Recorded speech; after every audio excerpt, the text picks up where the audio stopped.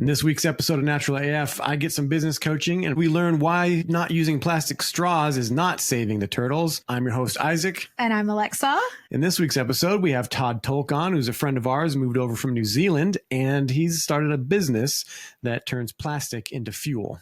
So just before we get into it too, I will mention, because he threw the term pyrolysis around. I have to get it right too, because I say it wrong sometimes.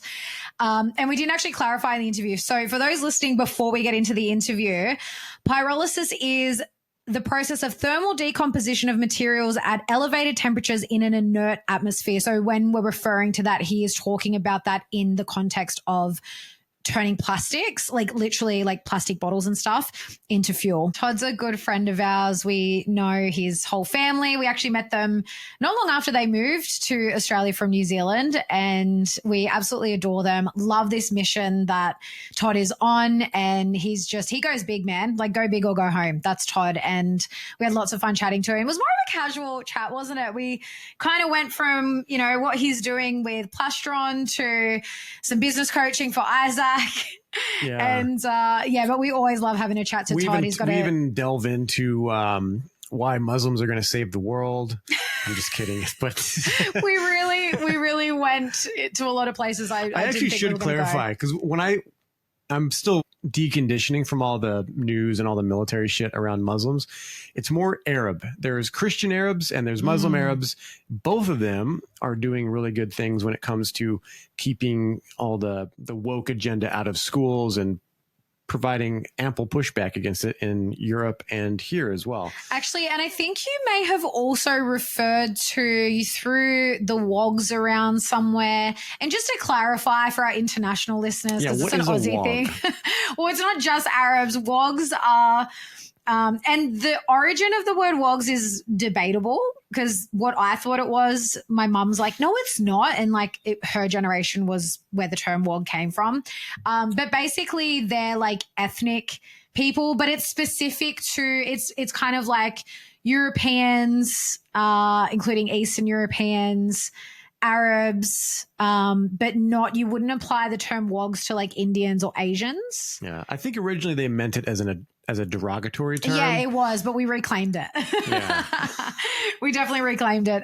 So I think you mentioned that, and we didn't clarify that, but we're clarifying here. Yeah. So technically Alexa is a wog. I definitely identify as a wog. And I feel pretty strongly about it, as you'll see in the episode, but I'm like, yeah, I really don't like all the woke agenda, all that stuff, the way it's pushing, you know, their corrupt belief systems down kids' throats, and the more traditional cultures of the world, they're not having it, some of them. So, and I'm proud of that, and I want them to flourish and keep doing what they're doing. Yeah. Yeah. So we had a great chat with Todd. He's got such a great sense of humor. I love Todd's sense of humor. He's such a cracker. Yeah. So I hope you guys enjoy this episode. But before we get into it, first and foremost. Yes. Thanks to our business, Natural Art Form. What? No. Happy birthday to me. Oh. So before we get into the episode, first and foremost, it was my birthday this week. Yeah, all week. We're just keeping the celebrations going, which is a nice change for me, because I usually don't. I quite often have like worked on my birthday throughout the years. I'd take a day and I'm just like, oh, it's just the day. But this year I'm just like, let's just like, tourist season is in full effect. Yeah, definitely keep bumping into people whose birthdays it also is. But it's fun. I'm enjoying it. I'm enjoying my birthday this year, especially because I wasn't really looking forward to it. Felt like kind of like a nothing birthday this year, but I loved it. And yeah, big thank you to all the birthday wishes that I received. I actually felt like this year too, I was actually quite overwhelmed with all the birthday wishes via all the different avenues. I've spent like a couple of days catching up on birthday messages, because I got messages on Instagram. Yeah, they were kind of coming from everywhere. So thank you to everyone. Thank you to my beautiful family and friends that I've celebrated with and have made it really special for me. So love it. Thank you so much. There is good news on the food shaming front. I picked a good restaurant this year. He took me to an amazing restaurant. You did nail it, babe. Yeah. Good job. Yeah. I saw the word chef's hat on this restaurant in a small little beach town nearby, and we went there and it was amazing. It was, well done. I'm actually speechless. I was on the night, I was like actually speechless. The food was incredible. Yeah. And it didn't cost an arm or a leg. Yeah, very reasonable. Just a couple of fingers. As always, thanks to Natural Art Farm for keeping this show on the air, which is our business. It's not like a huge company, but we're growing and we're getting incredibly focused on our mission. We're here making the best natural remedies and products that we can and helping people live their best natural AF lives. Refresh deodorant is coming to the US. I have an order in for the jars, so we're going to be making that in the next couple of weeks. We're another step closer. One more step closer to the edge. Alleviate is, of course, available. It's available worldwide. You can also check it out on the way forward on their community and their business listings as well. Natural Art Form is working with DEMS. We're down at the Misty Mountain Retreat, and we're looking for other wholesale avenues. So, well, we've got some local stockists now. It's definitely growing. It's been really exciting this last month. Yeah. So if you're in the US or Australia and you own a business that sells natural products and things like that, and you want to carry any of our offerings, shoot us an email. You can email Isaac@naturalartform.com and I'll set it up. I'll hook you up. Awesome. And of course, for our listeners, you'll always get 10% off your entire order using the code NaturalAF10 at checkout. Head to Natural Art Form to check out our offerings. And if you haven't already, sign up to the mailing list while you're on the website and we'll send you our monthly newsletter with some updates. Currently, we've got free shipping in the US, so definitely take advantage of that while it's running. All right. We have no further announcements, so let's get straight into the episode. Enjoy.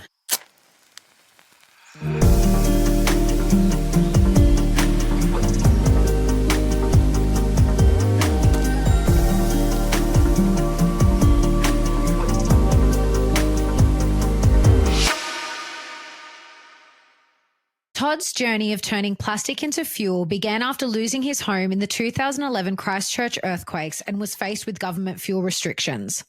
This challenging experience ignited his passion for finding alternative energy sources, leading him to research and develop a unique pyrolysis process, which resulted in the creation of a prototype and the birth of Plastron.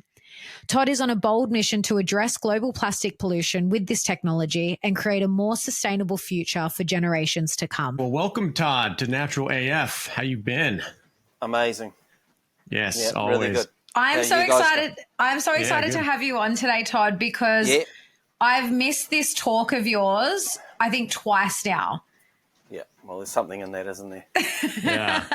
Well, it's now I get the personal experience. Now I get to just soak it in with no one else around except for this man, of course. Yeah. Oh, excellent. I was going to say you're a wise woman for missing it because it's about 2 minutes of sheer enthusiasm and it's all downhill from there.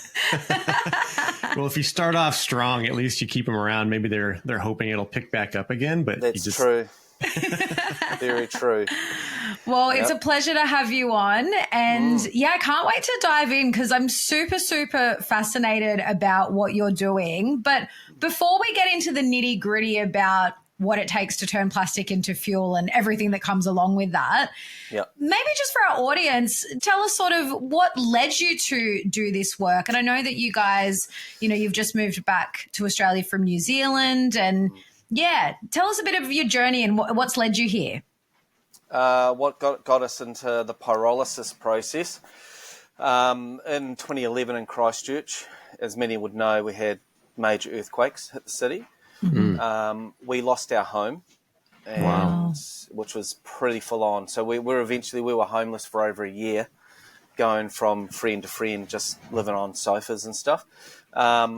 But because we lost our house after the 2011 earthquakes, I was already prepping. So I had food and water and there's a whole story to how we knew what was coming. But and I had a generator, just a little tiny generator.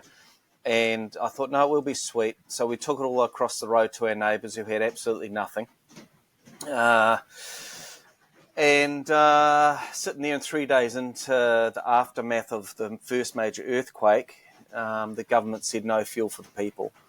And that really upset me. I thought this is not cool. So I thought, okay, I'll make my own, because I knew a little bit about pyrolysis, but I didn't really know it. I hadn't studied it.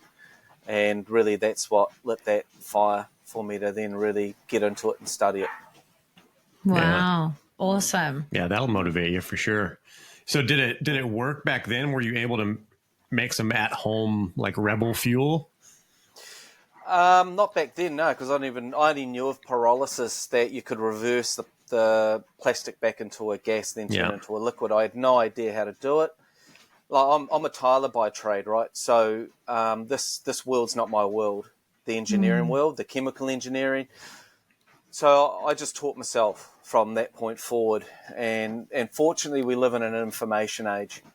And I can go on the internet and find anything and learn anything for free. And unfortunately, a big majority of the population on the planet don't do that. They use it for other means, which is a bit sad. So I just researched it, mate, and I just got obsessed with it. And the more I got around it, it's a 70-year-old process, 80-year-old process. So it's a really flooded area. So, I mean, I can download documents from 60, 70 years ago and read those and understand how they were doing what they're doing and why they did what they did. And and over a good number of years of researching, learning, practicing on building little prototypes, getting around people that were also doing it, talking to people overseas that were trying to do it, just getting around the community. Over a long period of time, we ended up striking a process that turns out is really unique because I've also got a bit of a homebrew background, so that sort of played a bit of a role. And we got to a point where I was doing like 50 kg burns with all different plastics, and we started testing the fuels with a company called IPL, which is an Auckland-based petrochemical company. We're sending those fuels up to them for testing, and the results are coming back really good. And I thought, well, we may as well start trying to look how to commercialise this whole process. Because that final prototype stands about 4.5 meters tall and about 8 meters long. So it's quite a big unit. And it took us 3 months to find some engineers that'll come and do a feasibility study on it for us. And it turned out they were based in Sydney. And did I say 3 years? 3 months. 3 months to find the engineers. So anyway, I started sending the test results to Stephen in Sydney at Chem Plant. And he was like, these results look pretty good, but I need to come over and see it for myself.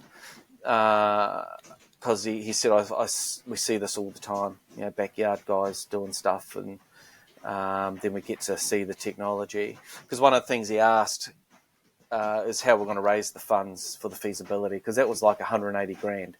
Wow. Yeah. And I said, well, it's mum and dad investors. And he said, okay, well, they are awesome people at Chem Plant. He said, I'm going to fly over at my own expense. We're going to have a look at your technology. We're going to have a bit of a chinwag about it, because he said, if it's not a runner, I'm going to tell you, and I don't want to be involved if it's got mum and dad investors. Which I thought, pretty cool. This is cool. So he came over, and really nice person, and we had a bit of a chat, and we did a bit of a burn, and he goes, yep, 100% raise your money. We can do something with this. And that's how we've got to where we are effectively today. Wow. Yeah. That's amazing. Whole lot of other stuff in between. Yeah, I'm sure there's. So since 2011 and all of that, you've been working on this just in your spare time in your backyard and all that. Has anyone ever because I know there's stories about people creating alternative fuel things, and then there's stories that people are saying that they'll come and kill you, they'll come and take you because they, big oil, big petro is gonna keep their lead on the market. Has there ever been any concerns on that end? No, we did a SWOT analysis on it actually. Who were going to upset the most, and it's actually not the petrochemical industry. Like, it's only 4 to 5% of crude oil is used for making plastic. And they lose more oil in a year than what's used for making plastic, right? So if anything, we're going to encourage the use of plastic, because we've got a linear process with a full stop at the end of it. We can get rid of plastic completely without any nasty off-gases. So the ones we're going to upset, and already have upset some of them, is the recycling industry, because some of them don't want us there, because there's big money being made through shuffling plastic from one point to the other, and then ultimately into the ground or into the oceans. So also, I've got my faith, mate, and I'd sooner be taken out having a crack than grow old and have what ifs, So. Yeah, I like that. Yeah, because I think some of those stories, I mean, they might be cooked up, but it's also just, I don't know, it's kind of how you go about it. There's a guy that created a way to, his name's George Wiseman. I think he lives in China. Ironically enough, he's like, I have more freedom over here to do my hydrogen gas stuff than I did in America. But he's freaking figured out ways to have 400 miles to the gallon fuel efficiency in cars. Yep. Both carburetor and the new like fuel injectors and all that. Yep. And he's taught people how to do it for free. He's sold little packages on how to learn how to do it yourself. So there are people out there doing this and sharing the knowledge that are living great. And it's just funny that he ran to China because they kept getting in trouble over here for some reason. Well, I've got my great-grandfather had engines that ran off water over 100 years ago. Oh, wow. Yeah, I was just thinking about those because I've seen they resurfaced a lot over the last few years and people are like, look at what's possible. Because how does it run off of water? It's not steam, is it? No, he was splitting. You're splitting the water, oxygen. Oh, wow. Hydrogen. You're splitting the water, and he also had stuff that ran off half water and half kerosene. So he had a business partner who took the water engine. His sons took it to a petrochemical industry, a company. Mm-hmm. My brother's done all the research on this, right? This guy's two sons went and met the oil industry people. This is 100 years ago, 90 years ago-ish, and they went out fishing and they never came back. Wow. Yeah, okay. And my grandfather was telling me when his father passed away and they were all at the funeral, my great-grandfather's garage got cleared out of all this technology. So that shit used to go on quite a bit. Yeah. I know another guy who had an engine. He invented the engine. He's an old man now. He's got dementia. And he was trying to raise money in the States for it. And he wanted to have a car drive across Australia on 1 tank of gas. And how it worked, I don't know. But he ended up getting put into meetings with what they call the Seven Sisters, which are all the oil companies. Mm-hmm. And they were wanting him to buy it off him. And he goes, no, it's not for sale, and rah. We want to take it to the market. And then he was walking down the street, got arrested, locked up in a jail in Texas. And no charges, nothing. He was there for weeks. Wow. And somehow he got let out, and he just went straight across through to Mexico and left Mexico and went back to NZ. So that sort of shit goes on. I don't know. I think it depends who you upset. And we're not going to be upsetting the petrochemical industries. As I say, we're going to be encouraging the use of plastic. And the ones we're going to be upsetting are some of the recyclers. But it has to change. What's going on? It's because you've got the thing called the circular economy, right? And everyone talks, the circular economy, it's amazing. And what I see with my looking into it is a whole lot of corporations just clipping the ticket.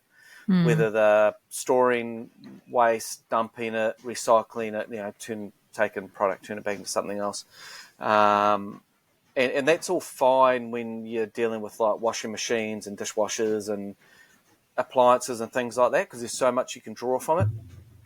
The problem with having plastic being in a circular economy is there's 400 million tonnes produced plus every year. It's highly toxic.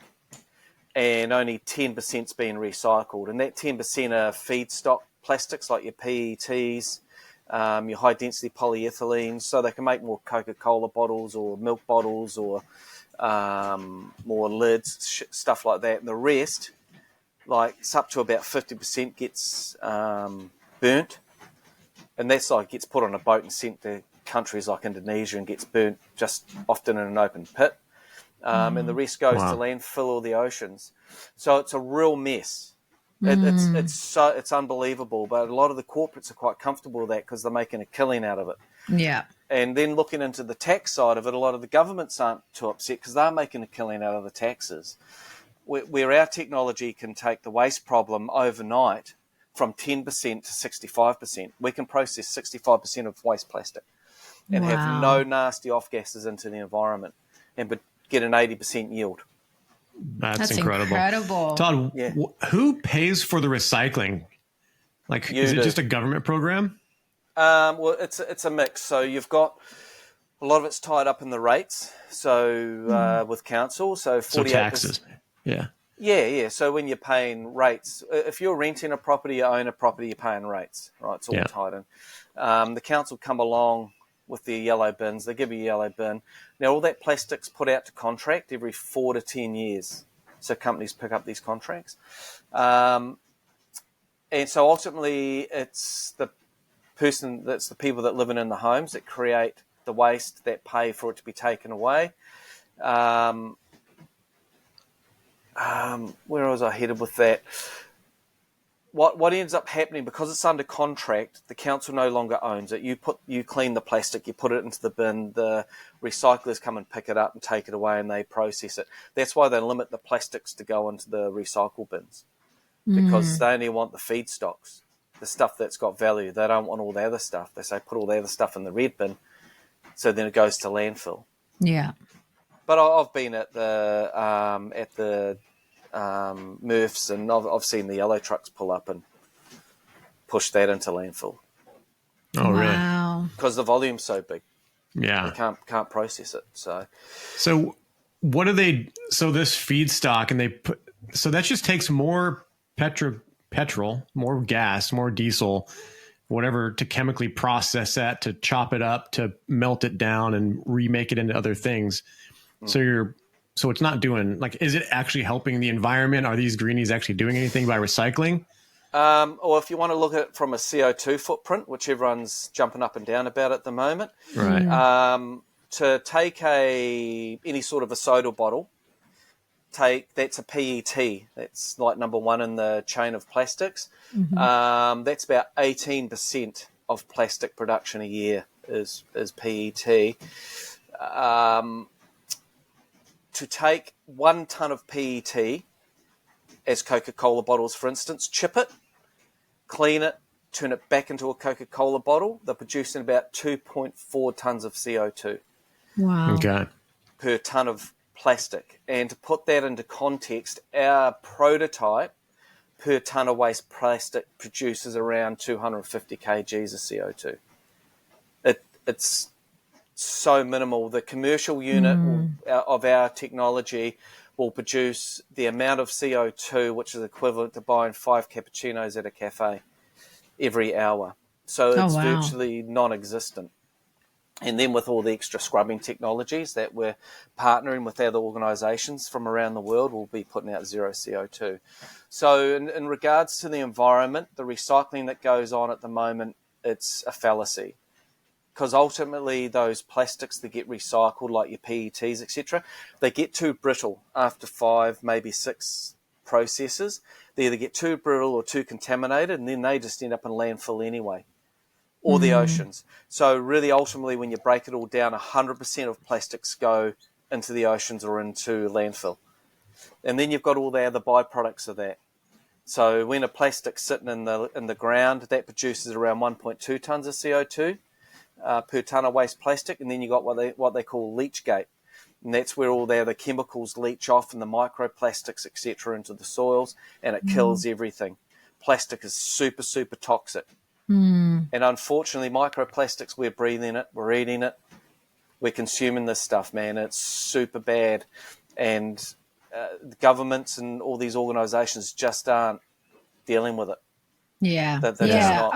I was going to say that it's you've got all these negative effects on the environment, but then all of the negative effects it's having on our health, because we've been using these products for years and years and years, decades before anyone ever said that there was anything wrong with them.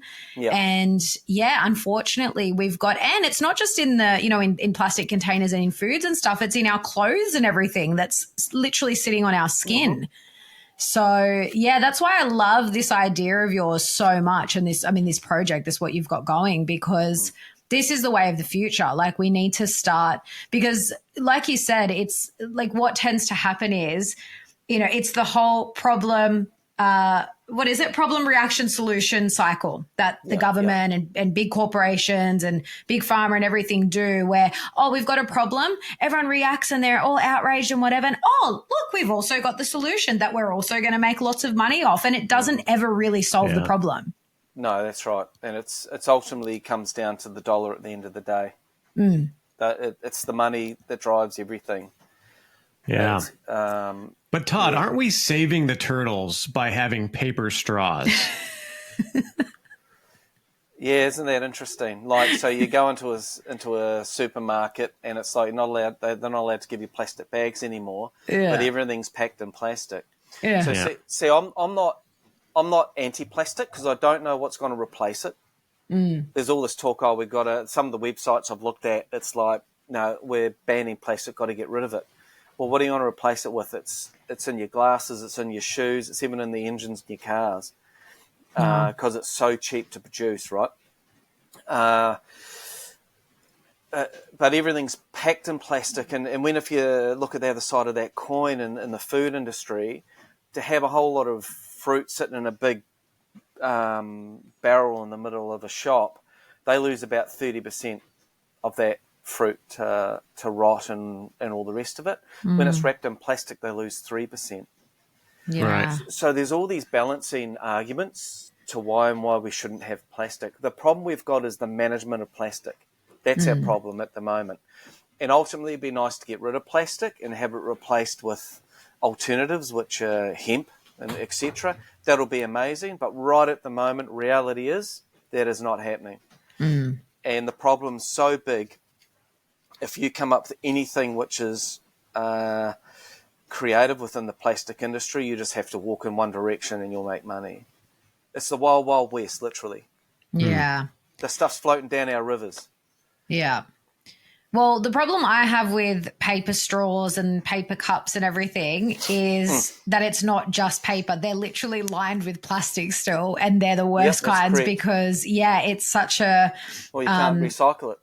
Exactly. And it's leaching, especially like your paper coffee cups, anything you're putting something hot into, all of that's leaching into whatever you're drinking. So, right. We've got to use paper, Even aluminium cans are lined with plastic inside. So it literally is everywhere. And again, these solutions, like now the Australian government has banned plastic takeaway, straws and plates and cutlery and all that, and have forced them to replace it with the paper ones, but they're still all full of plastic. So it doesn't solve the problem at all. And then you look at the chemical process to create those paper plates. It's massive. Yeah. There's a lot of chemical that goes into that. So then you put your hot food on that, then that starts to leach. Yeah. It's terrifying. It's nuts, man. Like, it's nuts. Gross. But, I think when people truly get to grips with what's going on, then we're going to see massive change politically. But most people are just day to day, mate. They're doing the best with where they're at and what they've got, because life's tough. Life's tough, mate. So to expect people to understand what we're talking about here is a far, far cry. Yeah. Yeah. I was just thinking about the ancient Scythians, or the Scythians, however you pronounce that. It's this ancient race of people that were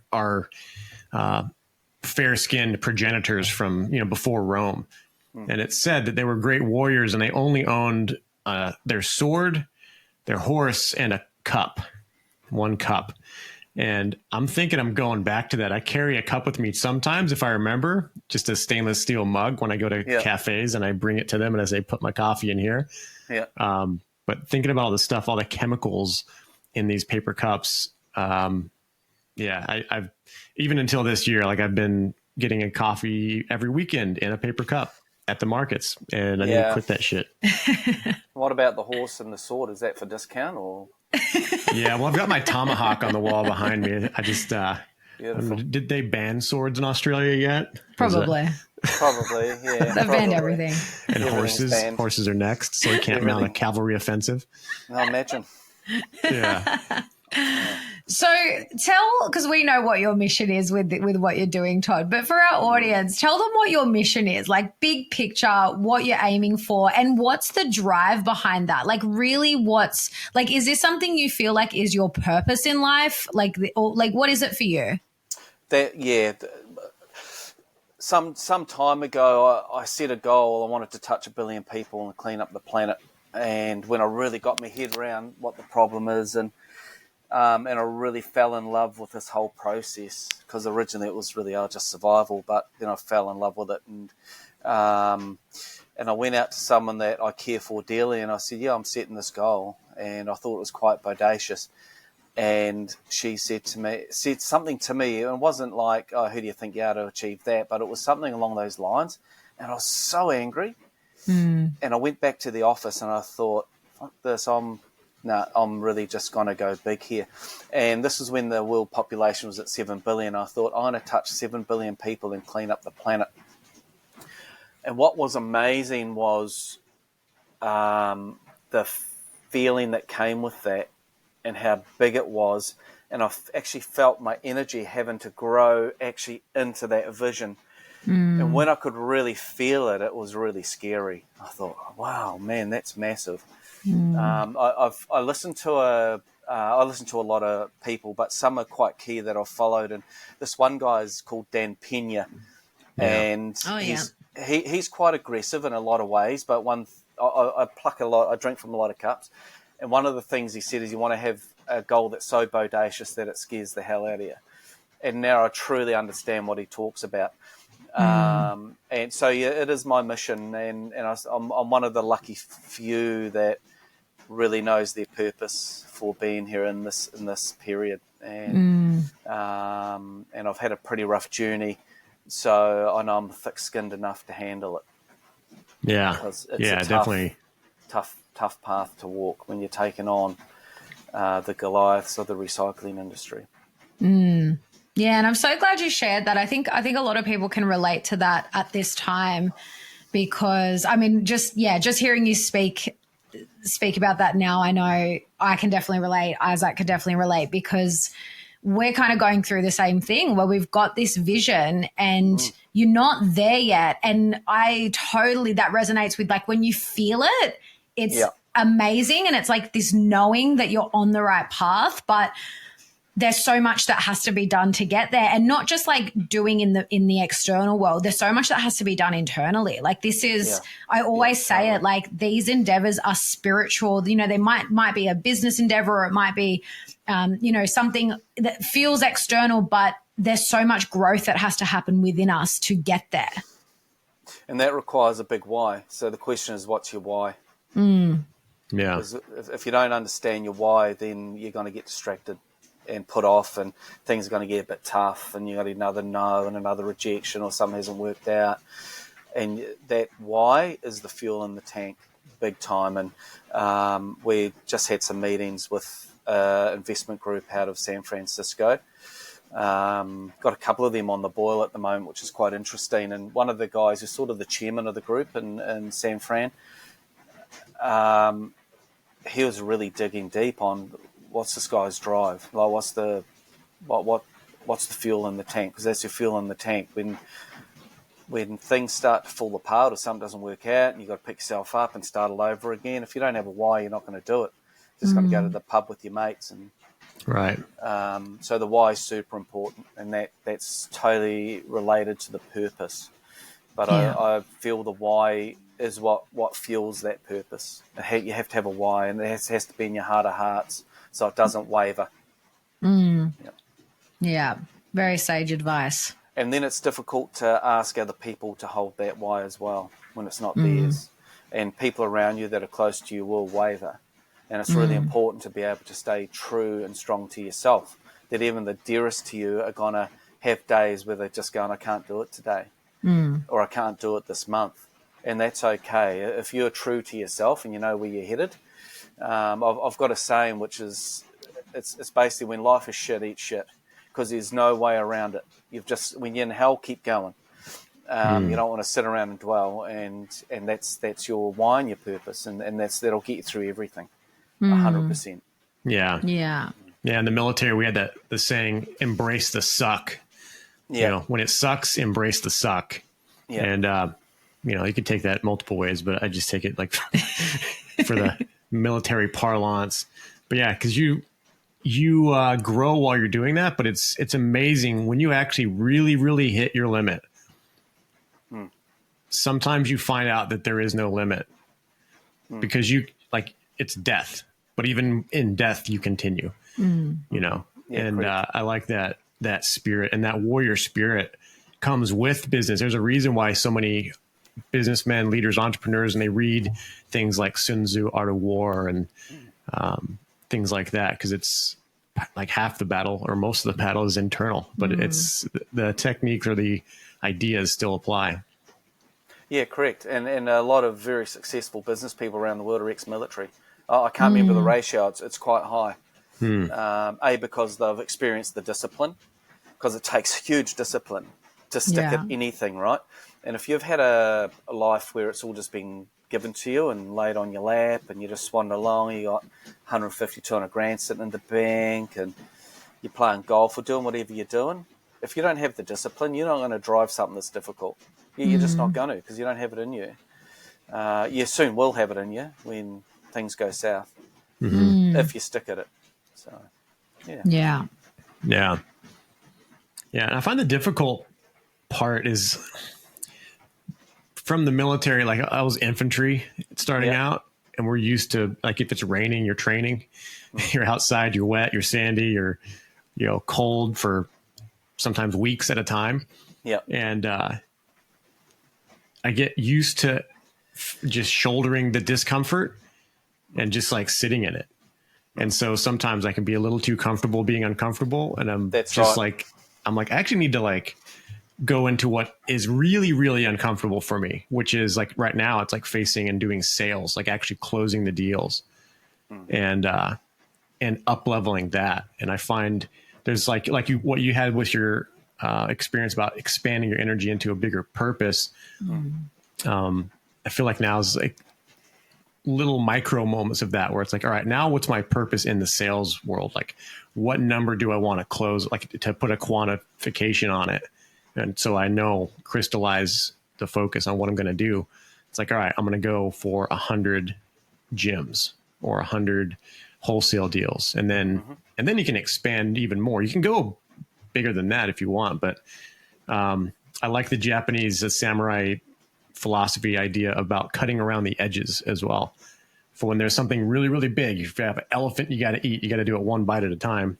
Yeah. So to take down a very, very advanced, very strong enemy or very big problem, you have to cut around the edges. You can't just go right for the heart all the time. You have to just 1,000 cuts. That's correct. However, you do actually have to have the final vision in mind when you start. So if you want to put together $100,000 per annum business, then your decisions you make today are going to be quite different to the decisions you make if you put together 100 million a year of business. Right. It's a different beast. So although you're going to cut in around the edges, you've still got to know what that final vision's going to be. Otherwise, you're going to have to take big steps back to remake those decisions you made back here. Your board may not be right. Where you're setting your structure up may not be right. The people you've brought in as advisors may not be right. They may be limited in their expectations because they're $100,000 a year mindset people. Where you want to get people around you who are 100 million a year mindset. And I've got some pretty cool people around me, and I'll go to them and go, "What about ABC?" And they'll look at me like I'm off my rocker. And they go, "Well, no, you can't go that route. You have to go this route, and this is why." Oh, okay, I get it. So then also it's important getting those advisors around you and getting them on board. And if you've got a cool vision that's exciting, people are going to fall into it.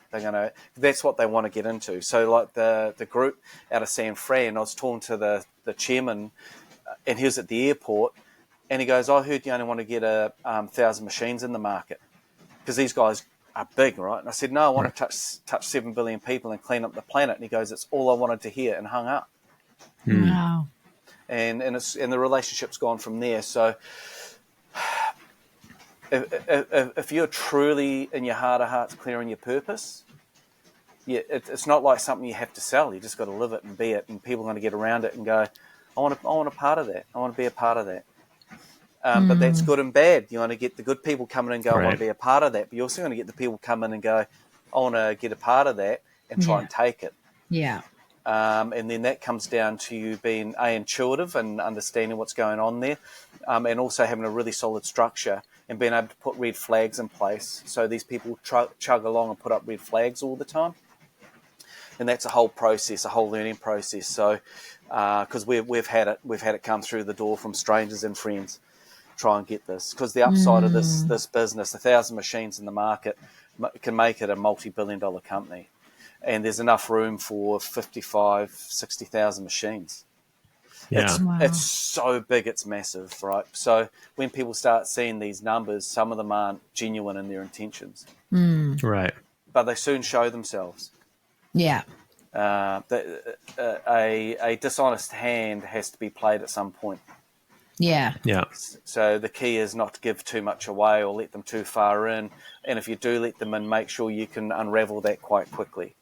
Yeah. What are some of the key things you look out for from what you've learned so far about finding the so-called, the bad apples or the, Take notes on every conversation and then bring those up. This is one of the best ones I've got, and then I'll bring them up 2 months later in another conversation, whether it's one-on-one or at a board level. And I'll go, so what's happening with ABC organisation that we're having these conversations with? And often they will contradict what they've said, or it might be via an email that's been sent and then it'll be brought up at a board level and see what they say when it's something quite important. So, which is probably a more of an electronic way of taking notes, but I'm always taking notes on everyone and everything, on conversations in a book, and I'll go back to that page and I'll bring that individual up. So it might be someone that we're going to get introduced to in Formula One. Yeah. And then I'll start going, so what is happening with these people? What is happening with that conversation? What is happening with that supply of plastic? What's happening? And I'll start seeing their intention with what they're saying.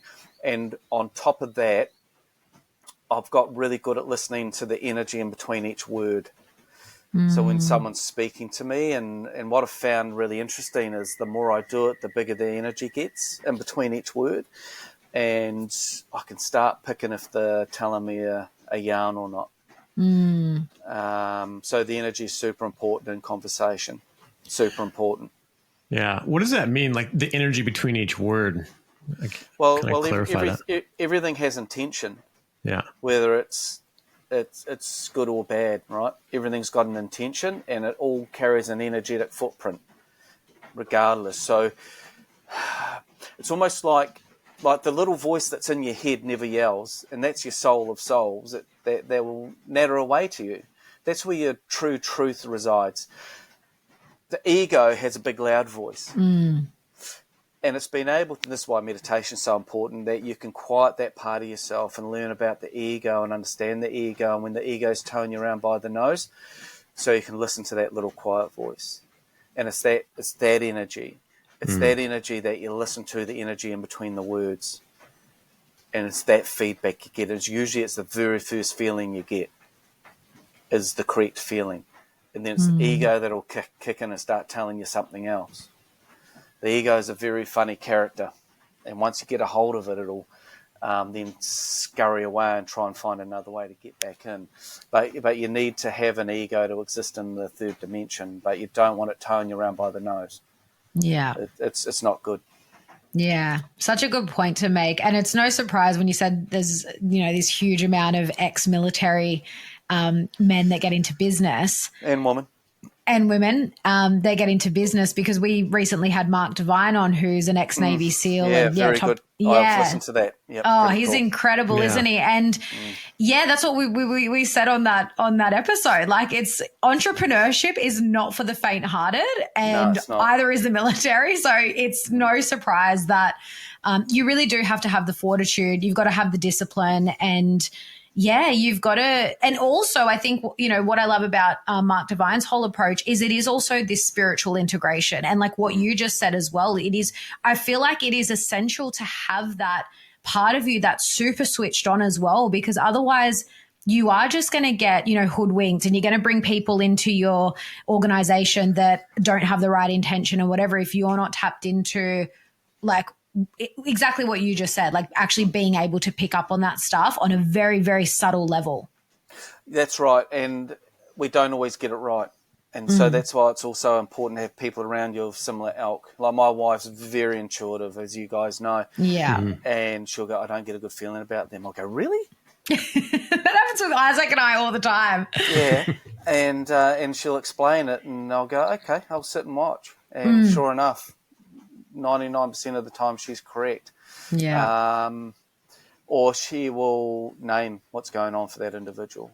And I'll go, okay, I see it now. So I don't always get it right by any means, but I get it right enough to get this far, that's for sure. Yeah. But then also our structure. I've been a zealot on structure. Anything you want to do in the commercial world, you have to be all over structure. Yeah. I didn't actually realise how much I knew about structure until I went on a course with the CSIRO in Australia, and it was I can't remember what the course was called. I can't remember what it was called. But anyway, we'd already done everything that they were trying to teach us. And I was, okay. And I had a young couple reach out to me outside of the course that had invented some cool stuff with plastic. And I chatted to them for probably about an hour just on structure. And because they told me what their structure was, and I said, right, well, this is what you need to solve, man. And you learn that. A lot of that actually I learned through Dan Pena. Yeah, okay. The structure. And then the Brad Sugars, he's really awesome as well for that. You're talking business structure or? Yeah, business structure, 100%. Yep. Yeah, it's technical stuff. It's, It is, but you want to keep it simple. You want to keep it really simple.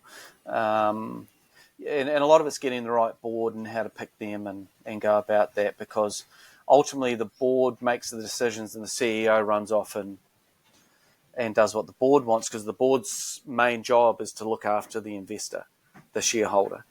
That's why they get in so much trouble if they collapse the company, because they've actually lost the money of the investors. So it's quite a big responsibility. The board's super important, and getting the right people on it for the right intention. Yeah. Hence my notes. Yeah, absolutely. And it works 100% of the time. Yeah, that's what I'm noticing about part of the purpose for me being here is like, so in astrology, Saturn, the Saturnian is like structure. Yeah. And that framework. And interesting enough, in astral cartography on this area that we're living in, my Saturn line runs right through here. And that's one of my biggest challenges in my business is structure on multiple levels. And just my personal life and everything is just, I've been very, more accepting of outside structure. Like I did really well in the military. I was able to do really well in the oil field when there's a structure established. But as an entrepreneur, you have to establish your own structure. And that's probably my weak spot. So what are you going to do to make it a strong spot? Well, just simplify it. Stop. Like, don't overcomplicate it. Same thing, kind of like cutting around the edges. It's like you just pick one place to focus on. Putting out content, let's say, on a regular interval. I think it's tricky too when you're kind of doing everything yourself as well. Like the point that we're at. Yeah, it's like when you don't actually have a team and you're kind of wearing all the hats. I think that's a challenge. And I think it's a challenge for a lot of entrepreneurs, especially in the beginning, until you're able to bring the team on. So it's almost like you've got to, do your org chart, but you're like wearing all the hats. You know what I mean? What's the final vision though? Well, I was talking the other day, and I don't have a specific number on the number of people that I want to reach, but as a general thing, I want to shift people's perspective about natural remedies from being, doesn't work, or is it working? It's like, definitely this works, and I choose this over even like pharmaceutical stuff. But again, that's where I need to shape this more and continue to refine it, because it's still pretty nebulous. And I'm still struggling with a bit of the overwhelm of just having, like the market's coming up. I'm manufacturing my own stuff and figuring out scalability. I'm doing this, guiding this here and in the US. But for right now, 1,000 gyms, 1,000 wholesale places is a good place for me to start as far as that. But the overall vision is to help athletes be more durable. Yeah. So what you've just said to the universe, I sort of kind of want to achieve this thing, but I'm not 100% sure. And the universe is going, that's the order you've placed. That's exactly how I'm going to send your way. And this is why I say you've got to be so clear on how you want to finish. 100% clear. And because if you're not, the universe goes, okay, cool, no worries.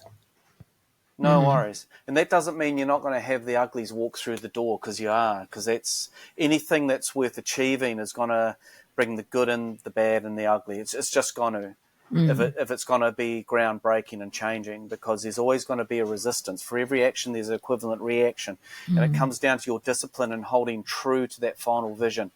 This is where I want to head. And then that also gives you the clarity of when to say yes and no. Because you're going to have someone walk in your door and go, yeah, I think I'd like to have them come along. And they're going to go, yeah, sort of kind of like that sort of half-baked vision. Not take the piss out of your vision.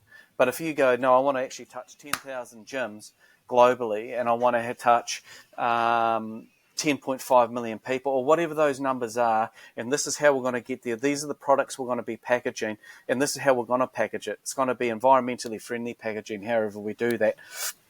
Even in plastic's okay if it's not PET. Do it in high-density polyethylene. The bottles aren't as beautiful and clear and look all flash, but it's got a better recycling rate, right? So there's so many things that you want to get clear around so that when those people front up, you go, this is my vision and this is where I'm going to head. And you want to be able to rattle that off in 30 seconds. That you jump in someone's elevator. So when I was talking with Tim in San Fran, he said, what's the vision? I said, to touch 7 billion people and clean up the planet.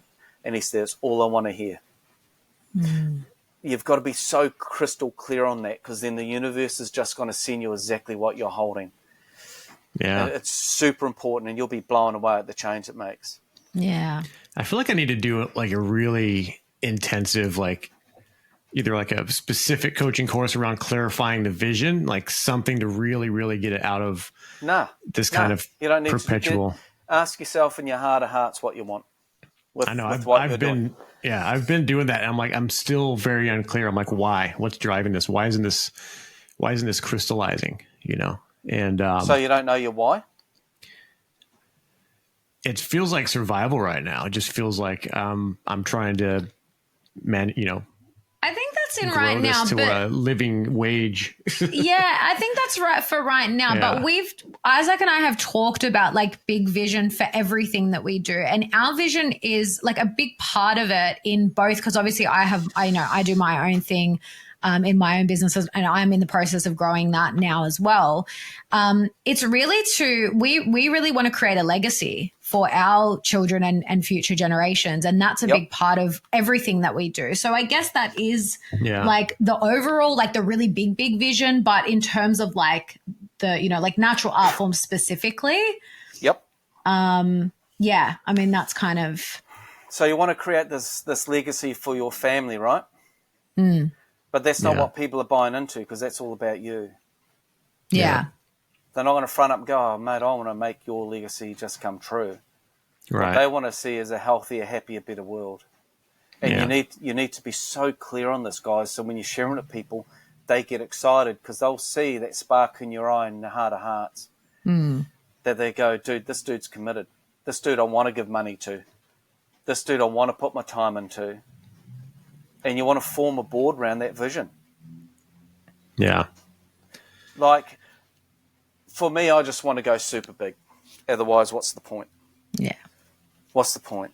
And you're going to tinker around the edges, and it is hard, and you do wear all the hats, and I've done that for years. And fortunately, I've got a board which is ever shifting, and we're going to bring in some bigger hitters into this board. But we want to be in where we got if it wasn't for Bruce McIntyre, who built MacPack. And he started that company when he was 19 in New Zealand, an outdoor clothing and backpacks and all that sort of stuff. And the company's called MacPack, and he built it from nothing and sold it for tens of millions of dollars, and built it in the day that no other organisations out in New Zealand were exporting except for food and dairy. So he had to break all those barriers down. He ended up winning Entrepreneur of the Year and all sorts of stuff. But he's wanting to retire, and he's still hanging in on my board because he loves our vision and where we want to head. He's big on the environment, and he's a real mover and shaker in life. Now, he come on the board in part because he saw our process, because he's been a friend for over 20 years, and I was running the prototype up on his farm. And he knew what my vision was. And I invited him. One day I said, would you like to come on our board? He goes, I'd be honoured to. And understanding all the issues that are going to come through the door. And it's been a mission. And you want to get people like him. And he hasn't been paid for that. When you have a massive vision, people fall in love with the vision, mate. And you've got to be crystal clear that when you're speaking about it, you light up, and it lights them up as well. And they want to be a part of that. So you've just said to the universe, I'll sort of kind of want this. And the universe is going sort of kind of okay. Yeah. And you can tell, like, I can feel it. But that's where I'm at. And I'm, just being raw with it and real. I mean, what I'm saying is you don't need to do a course for this, dude. A course isn't going to get you in that heart of hearts of what you're truly prepared to go out and do to make that change globally. So sort out what's wrong with it. What's wrong with this industry in the first place? Identify that and go, this is how we're going to be different. Right down to the packaging, right down to the delivery, right down to the people that I want to work with globally on this project. Yeah. And just get so crystal clear, and people fall in love with it. Then they'll fall in love with it, and then doors are going to open for you. Yeah. Yeah. Well, I was as part of my other thing about making content is connecting with people, building relationships. But what struck me was how passionate I was in that video that I was making about my deodorant, about not putting anything soy-based in it, anything estrogen mimicking or estrogen modulating, especially for men. We're inundated with soy, just all this bullshit. There's soybean oil, there's soy this, soy that. All the products that have vitamin E oil in it, that's soy. And it's synthetic, and it's like not really real. It's like processed soy. And almost across the board, every cosmetic formulation that's natural uses vitamin E oil. And I throw that shit out, and I replace it with rosehip, a special blend that I make myself and that I concoct. But things like that, every little detail of that, no plastic on the packaging except the lid, the screw cap. Can't really get around that. But it's high density polyethylene, so you can go into the story of being able to recycle that. Okay. I mean, you might try and find a replacement, which might be a hemp product, which is formed into a plastic. Like these people I dealt with down in South Australia, that I had that chat with, they've created a product that mimics plastic from, I'll just say from the wine industry, because I won't go into their main ingredients. So that can revolutionise a whole environmental problem in the wine industry. Wow. So do some searching around, see what you can find. See if you can find replacement lids for that to add to your story. You don't need to do it straight away. Yeah. But it's just something to look at. But, man, you just got to get that vision down. Yeah. So clear. Yeah. And review it every day. Yeah. I think you've got it. Like, we've had plenty of conversations, and like the overarching theme of Natural Art Form is definitely health, taking full responsibility for your health and health freedom. And so I think you've got it in there. It's just getting crystal clear on it. I think there's a lot of stuff around the vision at the moment, and, confusion and it is coming together. Need the clarity. Because, I've been at it for a little while, but it's still pretty new, but definitely passionate about it. And about the way that I formulated the product and what it's for was out of an injury. And then seeing how using natural remedies actually helped me overcome my injury and heal, when the pharmaceutical industry is literally designed to injure, poison, make you dependent. Like, that's pretty fucking wicked. And so that's a big thing that I want to come against. I don't want to speak about that too loudly, too much, because they hit you right away with lawsuits and they make you a target. But that's a big problem. There's so many, like, as a trauma medic in the Army, it's a joke, but it's literally true. We treat everything with Motrin and water, ibuprofen. Ibuprofen is the worst fucking thing that you can do when you're injured because it shrinks the blood vessels around the nerve, which slows the healing process, slows your ability to get nutrients and oxygen to that injured site on your body. And you can take plants like I've done and increase the circulation, which helps it heal faster. And it's such a dramatic turnaround. When people use it, they notice it, they can feel it. So you're up against the medical industry, right? Yeah, and that's a vindictive bitch. I'm not afraid of it though, but I'm like, I do want to, do it wisely. Pick my fights. Yeah, well, like Todd said, this is where structure comes in. Even especially legal structure around your business is so important, especially with 100%. These kind of endeavors. Yeah, confidentiality agreements, all that stuff. That all falls into it, and you get your structure. You get clear where you want to head with it, and who you want to bring into it, and you get your structure built in around that vision, and off you go, and you'll start pulling the right people to you to help you manifest that vision. Yeah. Well, this is good though. I respond well to outside pressure, and so I appreciate the questioning because I'm like, yeah, there are elements where I am clear on it. I'm just waffling on like just voicing it and being like, this is it. This is where I'm going because it's, just a lot of overwhelm, a lot of feeling like I'm new to all this and I'm not sure. Just the pharmaceutical side. I'm like, I really just want to go at him, like punch him right in the face, but I know that's not a good idea. No, it's not the best way forward. But with this overwhelm, write down a list of everything you're trying to do and find what you're strong at that you can handle. The things you're not so strong at, how can I manage those? So then you're going to look and go, well, actually, I'm trying to learn this marketing thing. It's a massive, massive subject.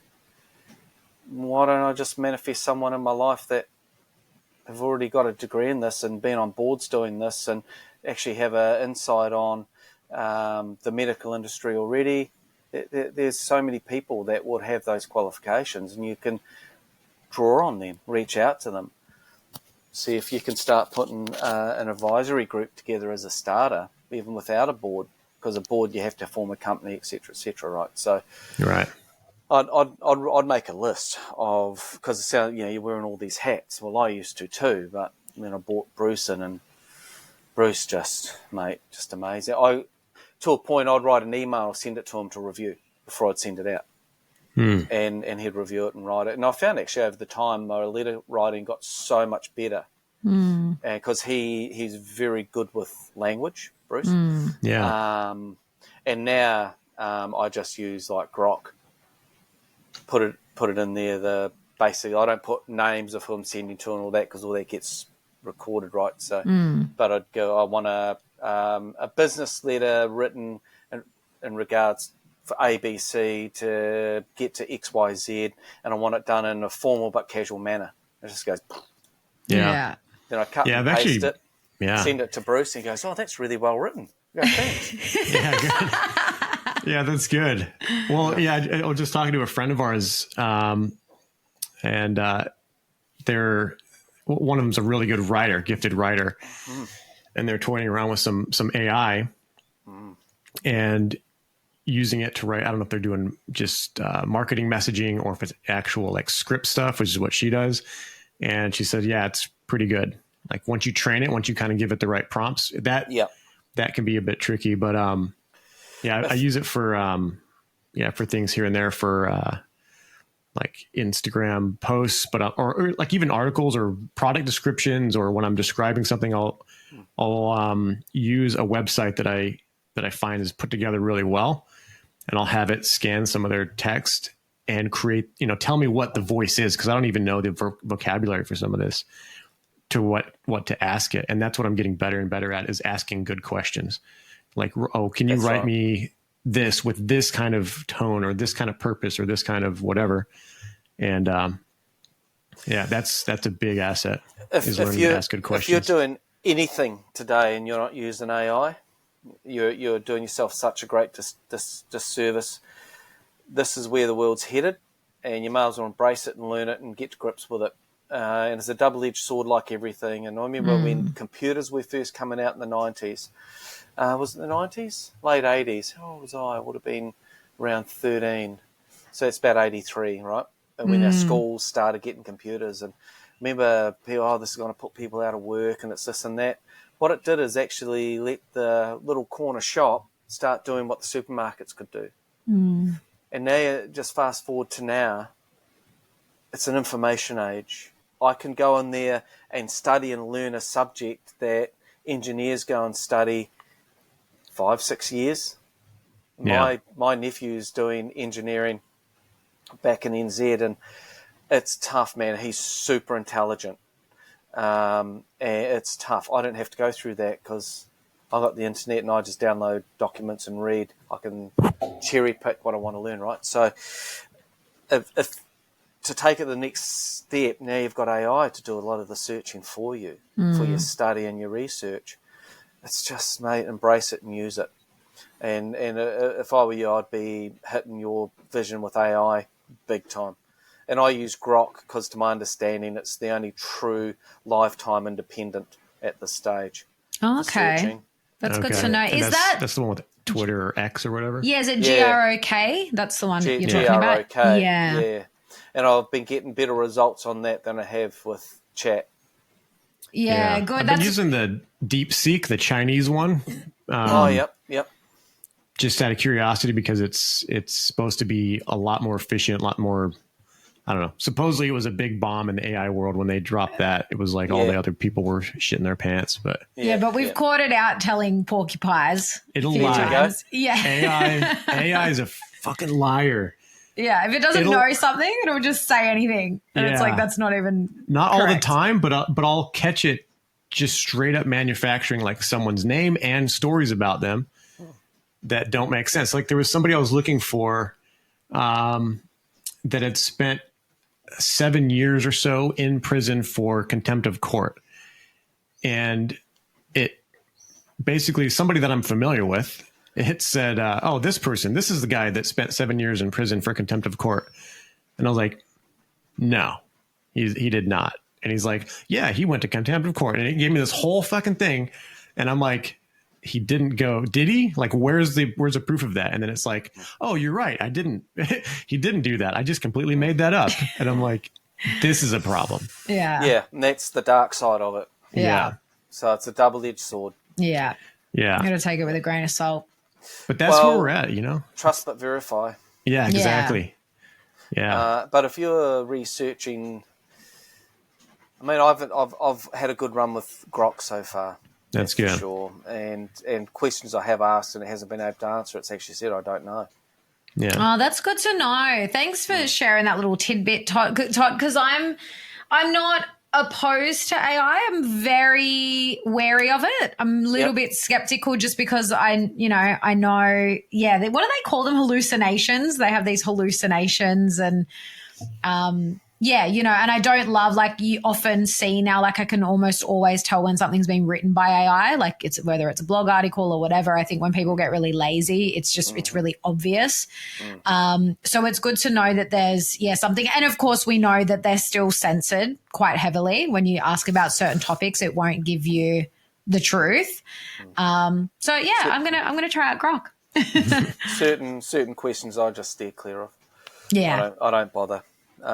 Because really, ultimately, end of the day, a lot of the stuff that I'm pretty confident I know what you're hinting at. Yeah, we don't truly know, mate. It's like we've just got to get really clear on our own knitting and stick to it. And to me, a lot of that other stuff is let's see what happens. Yeah, well, and AI it's never going to be, in my opinion, it's never going to be sentient, like self-conscious. Like it's not going to be aware of itself. Are you sure? Yeah, pretty sure. Just by the definition of what consciousness is, there, Mark Devine put an interesting article out, but he asked an AI to look at it through, I forget which type of AI, something I never heard of. And this could be something that the Navy uses or something, I don't know. But based on the definition of consciousness in Eastern and Western philosophy, can AI become self-aware, conscious of itself? And it doesn't have the necessary components to do that, and it in the foreseeable future, according to its own observations and all that. But I listened to a podcast a couple of weeks ago, and the guy was talking on AI, and he's quite well connected with some of the leaders of AI in the world, and they're freaking out because AI's got so advanced that it's actually now writing its own little policy and lying to them and all sorts of stuff. And they're like, hang on, we've got to try and get this genie back in the bottle. We're losing control. And these are global leaders of AI that are freaking out. So let's see where it heads. Let's see Well, I where guess it the heads. thing is, if you can't discern whether it's self-conscious or self-aware or not, does it really matter? Because if it is smart enough that it looks and acts like it is, effectively it's the same thing. So proceed with that. Yeah, well, we'll see where it all heads. But yeah, as I said, it's a double-edged sword. Everything is. Yeah. Every action. Yeah, it's so novel right now. Like we really don't, like it's just the tip of the iceberg, I think, with AI now. Like it's so new. It's like the internet, like what you were talking about when computers, first came out and the internet first started. It was so new. Like look where we are now, less than 50 years later. So yeah, it's interesting to see how it unfolds. I like to talk about AI because I like to get other people's opinions because I'm very open right now. I don't really have like I said, I'm very wary of it. I'm not super into using it all the time. It definitely is very useful in a lot of ways. But yeah, we'll kind of see how it unfolds. Yeah, for sure. I mean, I use it for everything, mate. Well, pretty much everything. Yeah. Yeah, and sometimes I'll cross-check and verify, but not often. Yeah. In any time that it's lied to me, it's not exactly lying. Technically, it's approximating things and giving you. I almost wonder because there's something that I've heard from the culture of people from India, and there's a lot of people from India that are working in these tech companies that are writing these things. So it makes sense that it would kind of take on sort of the look and feel and interactive style of the people writing it. But in India, I've heard this, I don't know if it's true, but if you go and ask somebody, let's say directions to some place, they don't want to be rude and tell you they don't know. That's how they view it. It's rude. So they'll just tell you like, oh yeah, it's down there. You go down, turn right. They'll tell you really specific directions and you go there and it's not there. But they're like, well, I didn't want to be rude and not help you. So I just gave you an answer. And AI kind of seems like it just does that. But it reflects the people that are putting the energy and intent into it. Yeah, I think Grok's a bit different. I can't remember what the dude was saying word for word, but it's got so much input now compared to others because of all the access, I guess, that the Elon Musk train has to people's conversations and stuff and search data. Look at it. I mean, the car's got all that tech in it that listen all the time and watch all the time and it's like, and what echelons has he been floating around at to get to this point in life? Yeah. Right. Flying rockets that can fly back and land and all the rest. Like, he's at the very tippy top of everything. And what do you think about the way it's going in the U.S.? We're not to get super political, but I'm just talking more fundamentally. Their Doge initiative, government efficiency. And I'm assuming they're using a lot of tech, a lot of AI to reshape the government. Where do you think that's going to go? I think there'll be a lot of people that have been resting on their laurels out of a job. I mean, it's such a big subject because then you get into money and taxes and all the rest of it. I think it's a great thing that these government organisations are getting shaken to the core. Just I'm working with a guy at the moment who's been working at council, and he said every other day they're getting around some desk somewhere clapping and singing happy birthday because it's someone's birthday. And he said there'd be 30 people standing around chatting for half an hour and then they shuffle back to work. It's like, well, you times those 20, 30 people by half an hour on the hourly rate, and that's coming out of the rates of the people that are paying them. So I think certain efficiencies can be looked at, which is great. I tell you what, the whole Trump thing that's going on, the whole Grok, the Doge thing and all that, speak to me in 12 months' time to see if they started saving the children. Yeah. Until then, to me, that's the proof in the pudding because that's the linchpin to all of it. And at the moment, they're doing all these things. It's almost like they're nibbling around the edges, but where are people getting prosecuted for shuffling these children across the border? And where have they disappeared to? And, those children that get smuggled into the US, they have a 36-month life expectancy. Yeah. That's how sad that is, mate. And That's terrible. And we're talking about hundreds of thousands of children. Yeah. So I'll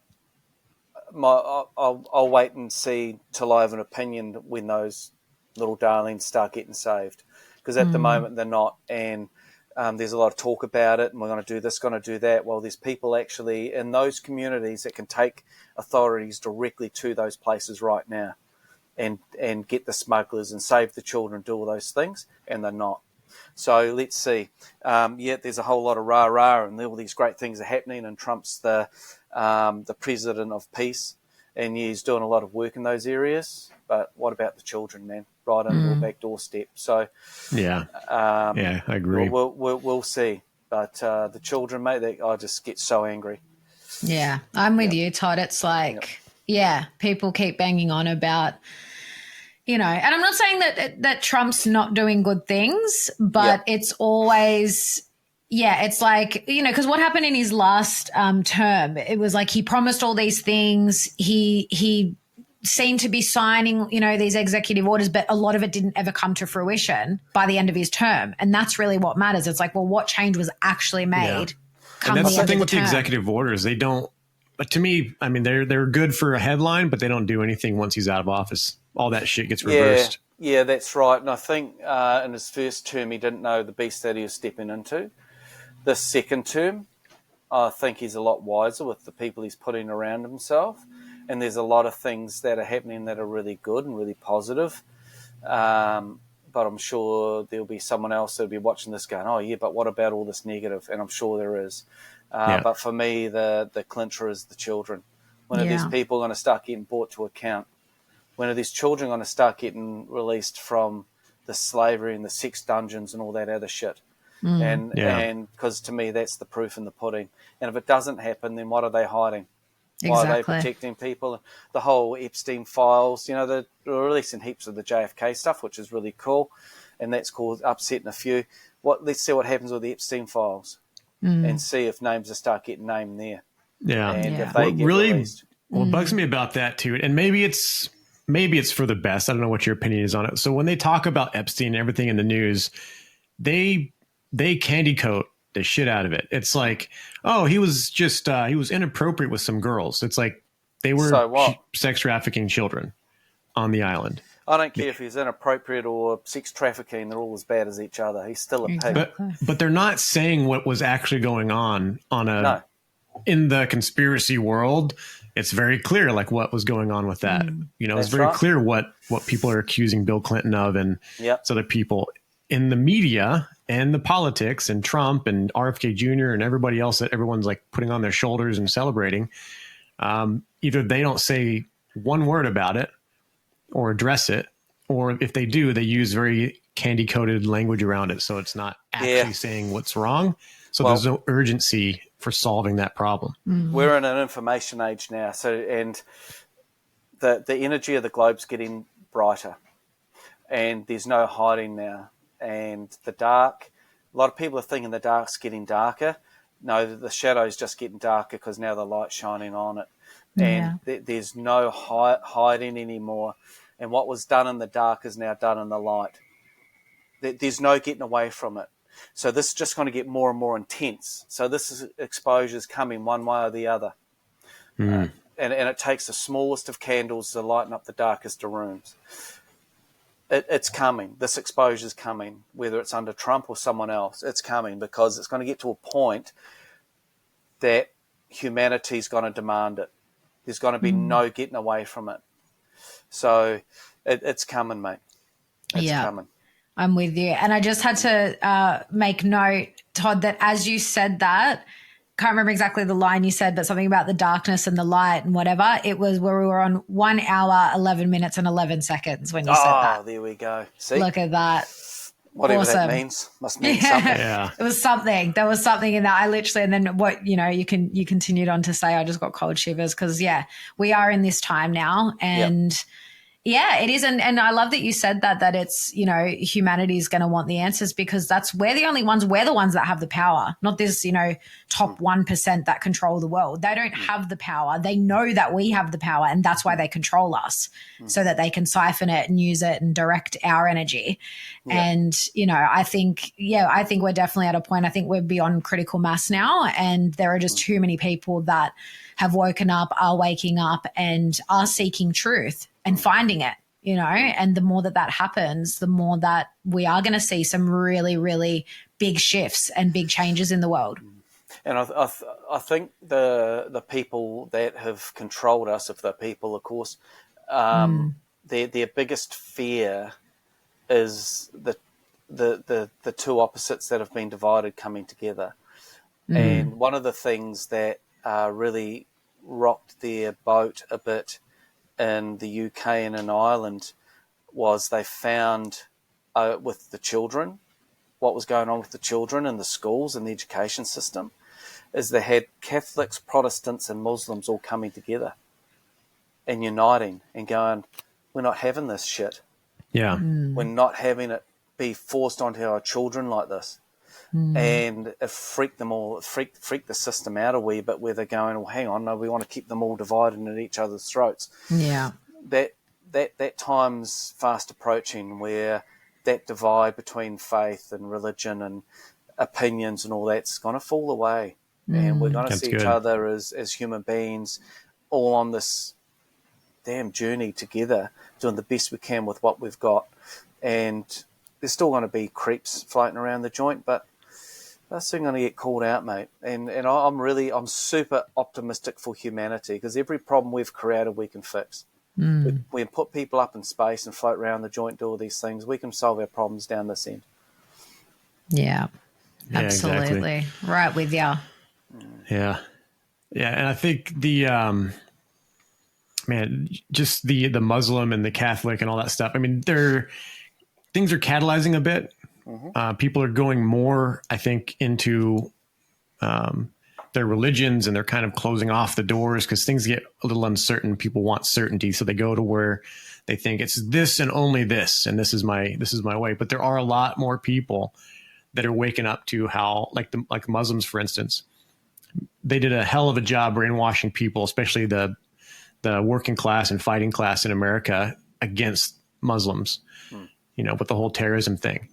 And then now seeing, because I've known this for years. I know this since Obama. I've seen the clip of him saying that they were funding and training ISIL, which is ISIS, which is a made up a thing concocted by a collection of intelligence agencies that trained extremist fighters in order to create conflict so that they could send billions of dollars over there to solve the conflict that they created. Yeah, start wars. Yeah. Well, but they said this when USAID collapsed. Sorry. Carry on. Yeah. They originally created them to fight the Russians in Afghan. Yeah. Yeah. And that's been known for a while. But even in the military, I mean, people still, you know, they're like, oh, we got to stop these extremists, Islamist extremists. And I get it. Like there are actually violent, crazy assholes out there that are being brought into these networks to fight them, to stop it. Like Sun Tzu, the supremacy in war is to fight, or to win the battle before you ever fight.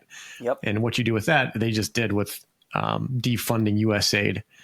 A lot of that money was going to, and it's probably extends beyond USAID, but the CIA was funding, the Mossad was funding their own opposition in Gaza with the Palestinian, with the PLO or the Hamas and Hezbollah and all that.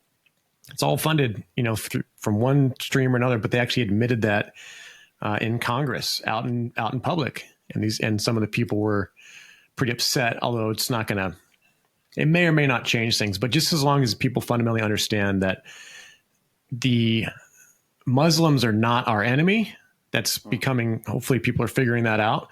And I say here in Australia, they call them WOGs here, these Muslims, and Alexa's family as well, but the Islamists or the Islamic community has values and standards that are going to preserve and protect the children. All this, pedo stuff, all the LGBTQ stuff they're trying to push down people's throats in schools. In England and all across Europe, in Australia, they are some of the some of the only people standing against it, and absolutely being like, no, we'll tear this whole school down before we're going to let you do that to our kids. Yeah. And they will. Yeah. And I agree with them. And I think Yeah, more 100%. people are seeing that they're on the side of the children, which is massively important. And most people are, but they've got a united front, and that's the difference. Mum and Dad, Joe Average, who are taking their kids to school and bringing them home, they don't have that united front through that faith, right? Yeah. Where the Islamic faith, they've got that unity, and they're all going there going, no, not having it on your bike, buddy. So it's exciting, and it's exciting. I'm excited for humanity, mate. Yeah, me too. I always say that. I always say that on this show too. I'm super excited for the future. And especially now that we're starting to see these new babies come through, these new souls that are coming through at the moment. They're just freaking incredible. Your daughter's one of them. Like, they're just incredible. Thanks. So, yeah. She's a good kid. We're blessed. Yeah, she is. Well, I think this is a beautiful place to end it. I love this conversation. I really didn't know where we were going to go. I mean, obviously I wanted to learn a bit more about, turning plastic into fuel, but yeah, I was like, this really could go anywhere. I knew it would be a great conversation with you either way, Todd. Cool. Do you have any parting messages, anything you want to leave us with, anywhere we can find you, and if people want to get involved or just look up what you're doing? Yeah, you can go and have a look at our website, which we're updating at the moment, which is plastronsolutions.com. We are actually about to do a fundraise that might come out on LinkedIn maybe. But people can email me if they want to have a chat in regards to that for the next couple of stages. And is that open to accredited investors only, or is that a crowdfund thing? Or well, we've got several options. We've got people like San Fran in Europe that we're talking with that would sort of do lump sums. Some people out of the UK, but we're also looking at crowdfunding as well, because what we find with the crowdfunding, it's mum and dad investors, and they get it straight away. The corporates, a lot of them want you to sell your soul, and we're not going to do that. So we're definitely looking at crowdfunding, but we're also open to individual investment from people, but it'd have to be around the 50,000 to 100 grand mark at this stage. We don't need a lot actually for the next phase, so but people can email them if they want at Tulk. Gmail. Todd Tulk. I'll give you Todd's email, everyone. It's toddtulk@gmail.com. So you're amazing. See, now this is why I need good people around me, Isaac. This is why. Yeah, they're an asset. She's definitely an asset. Keep me on. I might come and steal Alexa and be part of my team. Yeah. Part of the Plastron team. Well, you keep going the way you're going, I might have you on my board eventually when I figure out what the hell I'm doing. Oh, for sure. Yeah. Well, the board's really, really, really critical, and it's a real skill base to be on a board. And I don't know my ass from my elbow when it comes to I'm learning, and that's why you want really solid people that have got some board experience or been trained at it to come on. Yeah, and help you guide. So. Yeah, I reckon you should just be a business coach or something, Todd. Like, you just get you just cut to the chase and there's no bullshit. Like, I feel like we got a bit of a coaching session in this episode. Yeah, I like that. And I'm actually thinking, I keep toying with the idea, but now after speaking to you, I'm like, yep, that's another one I'd get on is Todd is, I kind of want to start like a business mentor group, or like just a group for a lot of us that are aligned in the businesses that we have. Like, we're not just in it to make money. Like, we actually are doing it for, we're on purpose in what we're doing. And just so that we can learn from each other and share our experiences and help each other and support each other. And all the people that I've been considering are people like yourself that, you just sweet. get it and you're aligned, and I love it. So you'll be getting that invite soon. Really, thank you. And I mean, I'm learning, mate. It's a different world I've stepped into from what I was living, and it's a super steep learning curve, and you don't know what you know until you actually start sharing it with someone else. He goes, "Oh, really?" It's like, yeah. So thanks for that, darling. And I'm only peeking over the wall at the moment. There's people far wiser than me by a long shot. Yeah. Well, I'm excited to see where we all go as our businesses develop, as our visions come to fruition, our mind becomes clear. And I'll definitely be hitting you up at some point. I'm going to do a lot of work on clarifying that vision, and I'll shoot you over a little bit. Sounds and great. See what you think. And I'll keep hammering it, forging it. Mate, I'm feeling it. It's right there. Yeah. And the universe is going, come on, Isaac, give it to me, I know. baby. So I can start delivering the right people to you. Yeah. Yeah. Very Love cool. it. Thanks so much for joining us, Todd. And we'll have to catch up soon. We miss you guys. Sounds amazing. Dinner. I feel it coming on. Yeah, for sure. All right. Alrighty. Thank you for listening to Natural AF. I hope you all enjoyed this as much as we enjoyed recording it and putting it out there for you. These episodes are a lot of fun. They're always packed with some kind of gold nugget or something valuable that you can share with family or friends, someone in your friend circle that might get a lot out of this. You can check our show notes for the link tree, which is where all the places that we can be found for audio or video podcasts. Rumble and YouTube are the best for video. You can like us and share us a comment on there, reach out to us, and also Substack if you want to leave us a comment. The link tree has our Substack as well. And if you're following us on Spotify or Apple Podcasts, make sure to give us a rating or review, and that actually makes it come up in more people's feeds and spreads the word and makes us easier to find. We appreciate everyone's effort and support for helping the show grow, and we will see you next week on Natural AF.